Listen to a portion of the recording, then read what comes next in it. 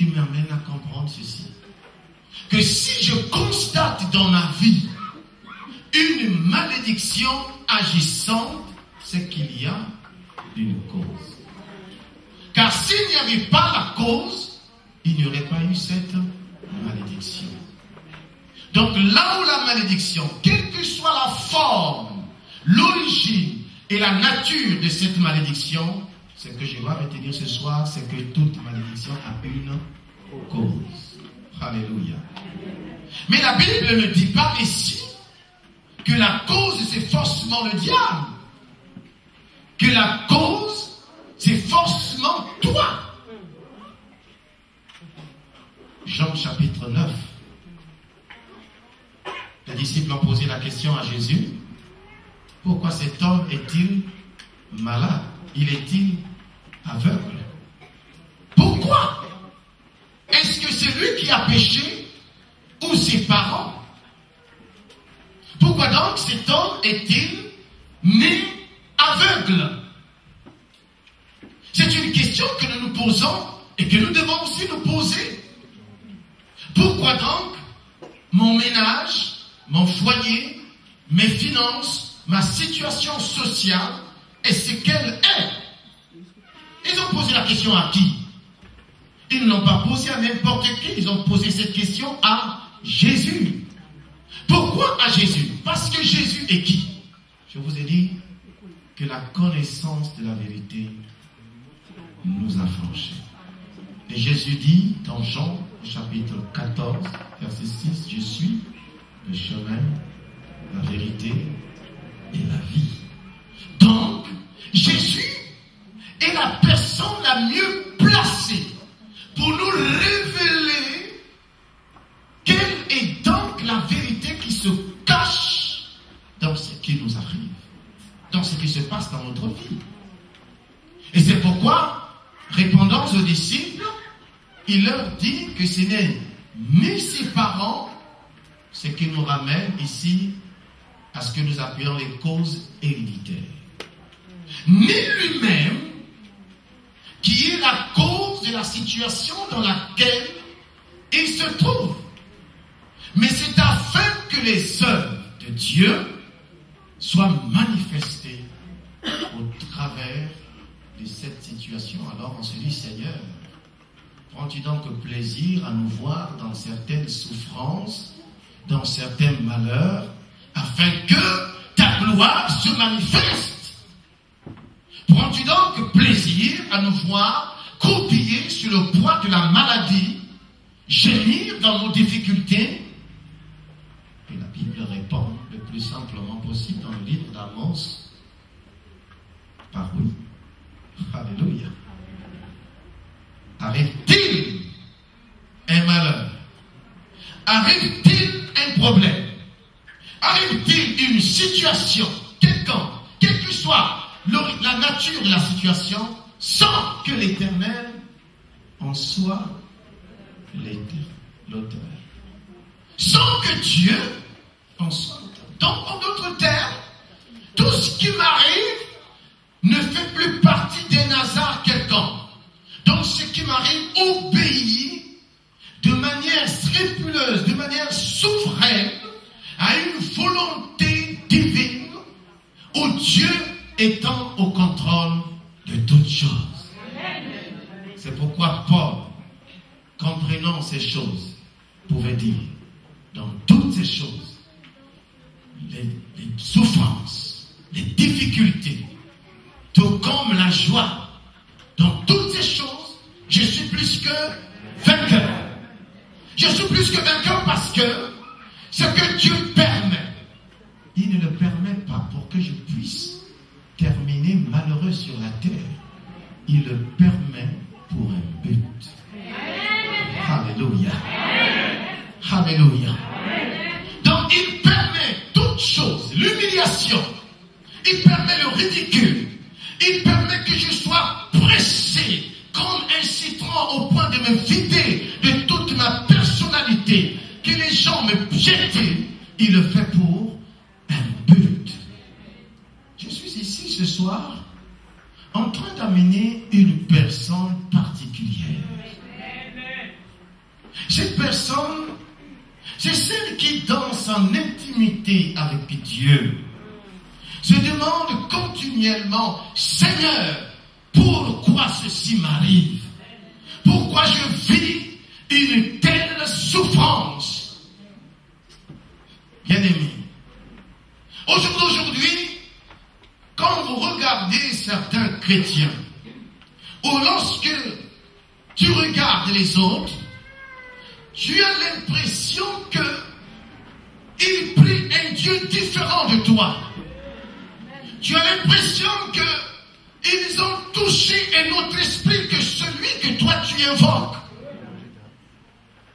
Et tellement que nous vivons dans un monde qui est fait de comparaisons, mais des comparaisons sans fondement, qui ne sont rien d'autre que le reflet de l'esprit démoniaque qui nous amène à nous comparer avec les autres, tout en oubliant que dans le plan de Dieu, la comparaison ne fait pas partie de son langage. Chacun de nous est unique dans son plan. Ta destinée, ton cheminement n'a rien à voir avec celui de telle ou telle personne. Tu es unique dans la paix de Dieu. Tu es unique dans ton parcours avec le Seigneur. C'est pourquoi tu n'as aucune raison de te laisser impressionner par qui que ce soit, ni de te sentir complexé par qui que ce soit. Tu es unique. Le jour où le Seigneur s'est révélé à toi, personne n'y était. Le jour où il t'a appelé, il n'y a que toi seul dans cette intimité qui a entendu sa voix. Alors tu es unique, mon frère. Et Dieu ne permet pas que tu te juges toi-même et que personne aussi ne te juge. Toutes les expériences de ta vie sont nécessaires afin de façonner simplement ton caractère et te permettre de sortir vainqueur de celle-ci et que tu puisses vivre la gloire du Seigneur. Alléluia. Alléluia. Alors je suis en train de dire à quelqu'un ce soir qu'il arrive quelquefois que ta vie soit comme l'expression d'une contradiction du Dieu qui ne se contredit pas. Alléluia. Que ta vie soit l'expression de la remise en question de la puissance de celui qui est tout puissant. Celui donc qui, en durcissant le cœur de Pharaon, agissait en même temps avec Moïse, mais dans le seul but de faire éclater sa gloire. Celui donc, bien-aimés, frères et sœurs, mettant Israël dans la dimension d'Exode 14, c'est-à-dire ne pouvant plus avancer parce qu'il y a la mer Rouge et ne pouvant pas reculer parce qu'il y a l'armée égyptienne. Alors, il le fait pour quel but?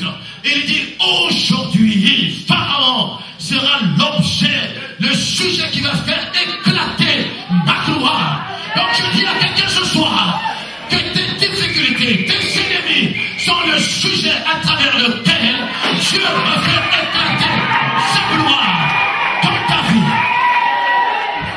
Alléluia. Gloire au Seigneur. Jésus est au contrôle de toutes choses. La malédiction sans cause et nul est sans effet. Mais je dis, Seigneur, je constate que dans ma vie, les choses ne marchent pas comme moi je le souhaite. Ma conscience ne me condamne pas.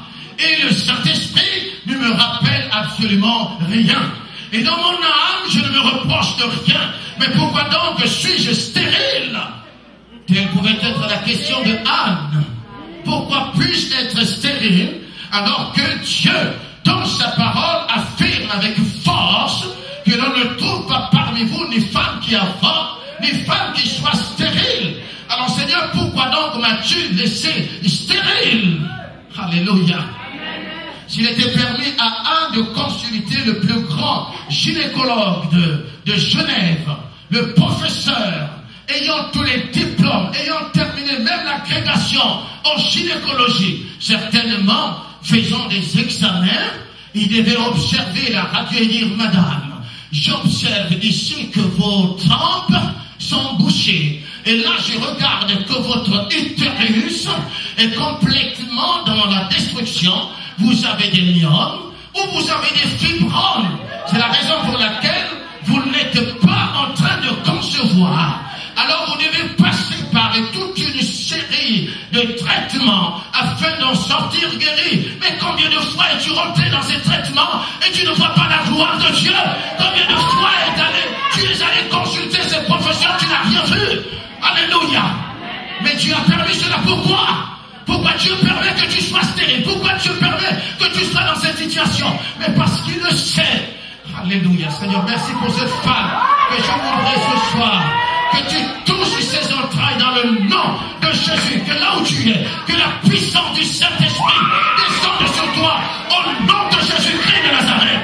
Que le feu du Saint-Esprit te touche. Alléluia. Gloire à Dieu. Alléluia. Alléluia. Oui, le diagnostic des médecins peut exister. Les médecins peuvent dire ce qu'ils peuvent dire. Mais la médecine fait quoi concrètement? Elle ne fait que soigner. Mais il n'y a que Dieu qui guérit. Je ne suis pas guéri parce que je prends les médicaments. Je suis guéri parce que Jésus m'a guéri. La Bible déclare que par ses meurtrissures, je suis guéri. Et je déclare ce soir au nom de Jésus que celui qui est malade reçoit par les meurtrissures de Christ sa guérison dans le nom puissant de Jésus-Christ de Nazareth. Alléluia. Alléluia. Et si Anne était allée consulter ce pasteur qui n'a pas la révélation de la vérité, malheureusement, nous avons des pasteurs aujourd'hui qui ont la cécité spirituelle, ne voient absolument rien. Il sera là en train de crier sur votre tête, au nom de Jésus, toi esprit de stérilité, sors de ce corps. Il n'y a rien de plus malheureux que de prier sans connaître la volonté de Dieu dans une situation quelconque. Il n'y a rien de plus malheureux que de mener quelqu'un dans une réalité qui n'a rien à voir avec Dieu. C'est pourquoi Jésus déclare, tu connaîtras la vérité, et la vérité t'affranchira. Alléluia.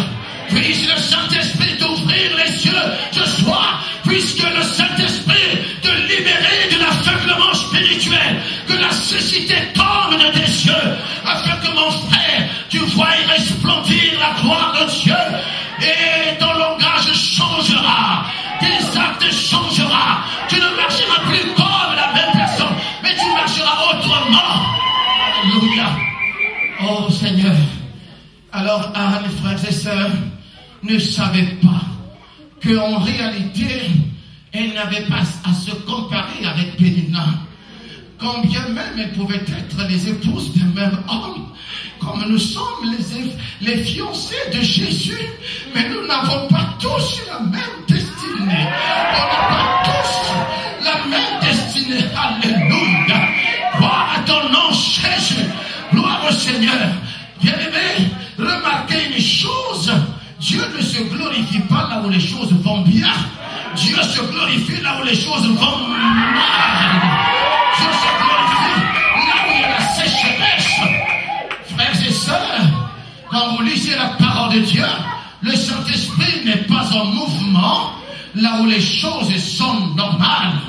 La première présentation faite par la Bible sur son excellence, Monsieur le Saint-Esprit, il est présenté comme étant en mouvement sur une terre vide, une terre où il n'y avait rien. Oui, frère, parce qu'il n'y a rien, c'est là que le Saint-Esprit est en mouvement. C'est là que la puissance de Dieu est agissante. Et je proclame ce soir, au nom de Jésus-Christ, que celui qui est dans cette situation reçoit dans le nom de Jésus une onction particulière du Saint-Esprit, dans le nom de Jésus-Christ de Nazareth. Alléluia. Si cela va bien pour toi, c'est tout à fait bien pour toi aussi. Et Dieu n'est pas venu pour ça. Il dit, je ne suis pas venu pour les bien portants, mais pour les malades.